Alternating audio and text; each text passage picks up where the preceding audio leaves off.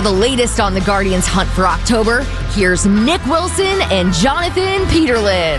Now that the Gardos are 10 games above 500, 3.5 games back in the division, 2 games back with a couple games pending right now in the wild card. And I know that this is prisoner of the moment, so I'm saying this, but that music got me jazzed up. All right, Alyssa's incredible read, Alyssa from the Q Morning Show, incredible read. The Guardians win. Why does it feel like the AL Central is so much more winnable right now than a damn wild card spot? Because you're 3.5 out, and then you got 3 games against Detroit still, and over the past 3 months, you've been a much better baseball team than the Tigers. There's just no other way to look at it. If I have to watch McKinstry have any more at-bat, that's not a professional baseball hitter. For 3 months, he's absolutely stunk up the joint, and this is what the Tigers have to offer. Mixed with the fact that they tried getting bullpen help, that bullpen's absolute trash right now for Detroit. There's so many ways that they're gettable, and they're very vulnerable right now as well, and the Guardians are playing outstanding baseball on top of it. There's not a doubt in my mind right now the Guardians are a better baseball team than the Tigers. I actually disagree. I think McKinstry should play every game for the next He's not a couple weeks here. He's not a professional baseball hitter. I also it's think wild to me. I think what's informing the divisional hope right now isn't just that you just swept them, including getting a huge win over Tarek Skubal today. It's that in the last 3 games, or in the last, this week, you've chipped away more at the division than you have the damn wild card spot, because until last night, no matter what you've done, you've been 3.5 games back. But it just feels like you just have to get through one team, and that's much different than the wild card where we got multiple teams in front of us, and we're trying to scratch and claw, and we're playing some teams that are actually seem like they're playing good baseball. The Tigers aren't playing good baseball right now. They haven't for 2 months. It really is. If you're a Tigers fan, you got to be sick to your stomach the way that team is trying to just limp to the finish line and get themselves all set up. In fact, I can make an argument. The only encouraging thing that Tigers fans could go off of with today is the idea that Skubal, who I thought was going to try to take it easy dealing with that injury, he was battling. Like he was really trying to win instead of just coasting to get to the playoffs and just kind of make the playoffs to everything. 216-474-0092. Want to hear from you guys on this. Guardians get the big win. They've swept the Detroit Tigers. Now we've got the Minnesota series coming up, and of course another series against the Tigers, and then you've got the Rangers to finish this out. We're just going to do the vibe check. Where are you guys at with where the Guardians are at? We got Futek is going to move to 520 because it just didn't feel right to talk college football after that kind of win. But this is the thing. Like I told you going into today, right, for this week, it's like, oh, you won the first game, cool.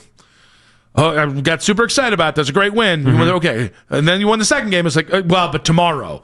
Now it's like, okay, just don't screw it up against Minnesota. Well, that's the big thing, right? Like Minnesota, they've laid down and died. They're giving you, it's the equivalent of playing the White Sox to me. It's going to be an easy series. You can't sleep on it. But the Guardians are giving me no reason, as they just continue to win, that they're going to sleep on it. Yeah, and I think it's funny, man. Like I still can't flex my muscles too much because the offense is getting just enough. Well, so let's talk about that for a second, because the starting pitching over the previous 13 games, Nick, 13 games, the stretch where they've gone 12-1, they have a 1.30 ERA in that stretch. Yep. They have been, you can't hit them.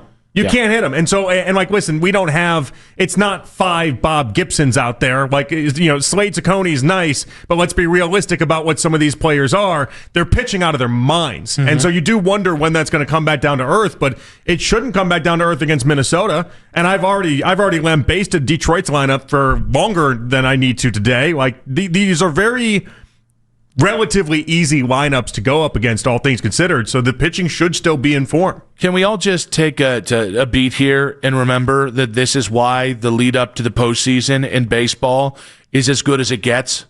It really is. Like, I know the NFL, whether you're a great team or a bad team, Week 18 doesn't mean anything anymore. December at large is great, but that first week of January stinks. You go to the NBA, where it's like 3 teams are playing for something. I shouldn't say 3 teams, but it feels like 3 teams are on the line one way or another. Here, I mean, Detroit could, because of the way they go Braves on the road, then the Guardians, they have the home series against the Braves. Then they go Guardians on the road, and then Red Sox on the road to finish out the race. If they lose the wrong amount of games, they're not going to fall back on a wild card spot. They're going to fall back on not being in the playoffs. Yeah, there's a realistic chance that they just blow out on even making it to the postseason, which is wild. And baseball thought it had a problem because if you look at the NL side of things, Phillies are up by 12 games over the Mets in the East. The Brewers have the Central all but locked up as well. NL West is basically the Dodgers, and it's a little tighter, but it's not really much of a competition. Baseball thought all these actual division series were just going to be locked up, and I remember 3-4 weeks ago having discussions with people about that idea and how criminal this was for baseball not to have any juice, and now we've turned it into juice. And Mac just texted, the Red Sox just finished off a loss. Mm-hmm. So that means you are now 1.5 games behind the last wild card spot because the Mariners now move into second place, the second wild card spot, and the Red Sox move down to the last one. Let's go, man. This is awesome. This is... and listen, day games during the stretch run do vex me to no end. But the byproduct is we get to talk about it in real time on air. And you said something in the last segment that I think is just so cool about this. Your best players won you this game. Yeah. Jose Ramirez with a big two-run home run, and Tanner Bybee, who has been as ebb and flow as you can get this year, goes out there and delivers a really, really nice performance. And don't forget, you didn't have Cade Smith. So Hunter Gaddis got the save for tonight. Yeah. And Gaddis scares the living crap out of me every time he gets on the mound because he's got a bit of Brian Shaw to him, and he slams the door in the ninth inning. No, it is. It's Bybee going toe-for-toe with Skubal, and then on top of it, J-Ram has come under fire recently for the idea. Just people think that he's just not as clutch in big-time moments, et cetera, whatever that nonsense is. These are the moments you point to. You remember these moments when we talk about it in the offseason, when we talk about it if they do, in fact, go to the postseason. You remember... the game 3 against the Tigers in a really must-win moment, and J-Ram hitting this home run in the 7th to right field. You'll remember this. Now, it should be noted, while we're having this conversation, you still have zero margin for error. No, you have to play it the same way they've been doing it now for 2 months. You have to play the same exact way. I love... the offense gave him a little bit more help in any given day. It does kind of feel like at some point you're going to have the pitching maybe just run out of the juice that it's been given. But yeah, this is exciting. They can do this against the Twins and the Tigers. They can do this. So 10 and then games, the Rangers. Rangers might be dead at that point. 10 games to go. 3.5 games in the division. 1.5 in the wild card. What's the record? What's it got to be? You mean to finish out and actually get in? Yes. Out of 87 wins. No. I'm talking about for the final 10 games. Sorry. Oh, final 10. So people aren't trying to do the probably math. Probably 7-3, somewhere around there. I was thinking 7-3 or 8-2. Yeah, you really have to play the type of ball, the 700 baseball, 800 baseball that they've been playing now for a month. You have to continue to be the team that they've been.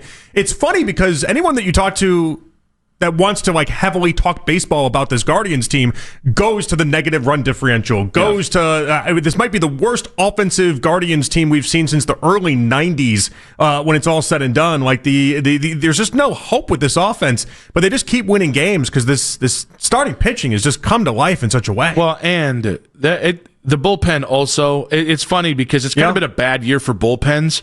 I think the Guardians have This is the third best ERA, maybe since the All-Star break. I can't remember what the starting period on that was, and they have a 3.5 ERA for the bullpen.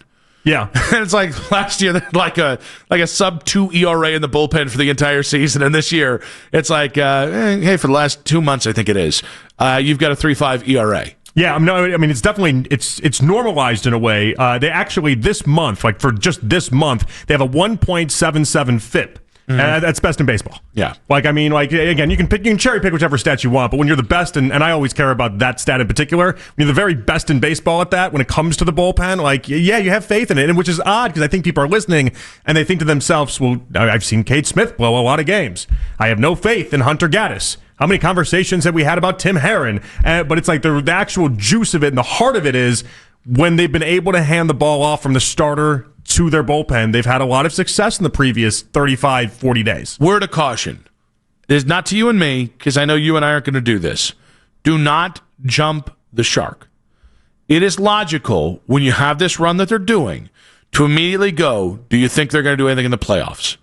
You cannot answer that question today because they're not in the playoffs. Well, it also doesn't. We've done so much history and so much in trying to translate like what does actually go from the end of the season into the postseason. I always think about the 2000 Yankees with this because they finished out the season with they were 3-15 over their final 18 games, and then they won the World Series. Like we just have enough to know that how you're playing before the postseason starts, and then when you get to the postseason, not really a thing. I also think if you go to, well, can they do anything in the playoffs? You're already cheapening whatever this is we're witnessing. And there's still, I mean, I want to say after today, I did not think to look at it in the break, but coming into yesterday's game, they had a 14.7% chance to make the playoffs. Yeah. I'm going to say the last two wins have jumped this up a little bit, but like the truth is, this is still an insane accomplishment if they do it. 1.5 games is an ass load to make up with 10 games to go. Yeah. 3.5. It doesn't feel, because we're so used to that number not seeming gigantic when you have 10 games to play. That is an incredible amount of ground to make up. It's doable. You've got the chance. Your chances have never been better after this series win.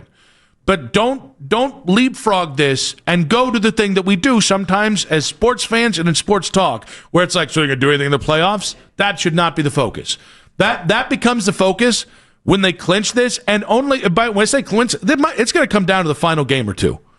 That's the way this is very likely to do. I don't think you're winning a wild card game by 2 games or the division by 2 games, so that's my word of caution. Don't do the thing we always do, which is, well, but they're not going to win the World Series, or they are going to win the World. No. Let them accomplish this, because this will be an insanely huge comeback if they do it.